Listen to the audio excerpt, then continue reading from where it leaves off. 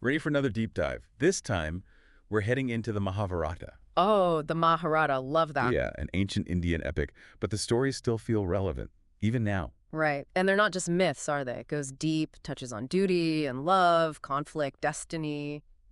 Definitely a masterpiece, yeah. Yeah. And today, we're unpacking this really powerful verse about a mother's love. Love this verse. So much imagery. I know, right? It says, "A pond is worth 10 wells. A reservoir is worth 100 ponds. A river is worth 1,000 reservoirs. But a mother's love surpasses them all." But before we get into it, how would you explain this to someone, like completely new to the Mahābhārata? That's interesting. I'd probably say imagine trying to measure something huge.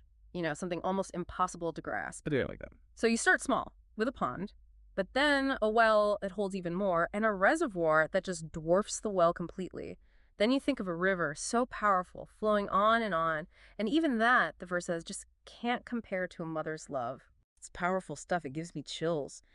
And hearing it in the original Sanskrit just adds another layer. Oh, absolutely. Recites the Sanskrit verse. That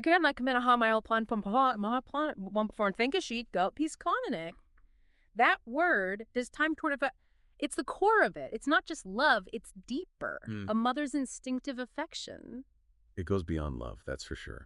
It's making me think about my grandma, actually. She pretty much raised me, and she had that same energy, like boundless, always putting others first. I get that. It's like this verse captures that feeling perfectly. Absolutely. And you see, the Mahābhārata isn't just about biological mothers either. It's full of characters showing that all-encompassing love, even for their enemies, even people you wouldn't expect. Right, which is interesting because it makes you think, what are those motherly qualities beyond just being a mom, right? Exactly. That's the cool part here. It's easy to idealize this love, but is it always selfless? The Mahābhārata shows mothers making, well, terrible choices sometimes, driven by love, but leading to really bad outcomes. Oh, for sure. It has that complexity. Makes you question where the line is between devotion and, well, almost destructiveness. That's a good point. Like, think about someone who's shown you that river-like love. Even if they weren't your mom, what did they actually do? How did it impact you?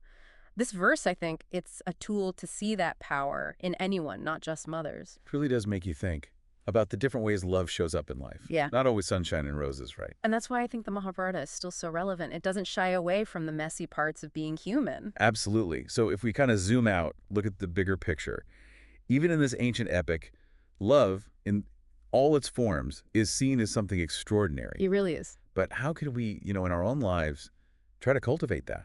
Express love that's as selfless and boundless as this verse describes. It's a lifelong journey, isn't it? Recognizing that love in others, learning from it, trying to embody it ourselves.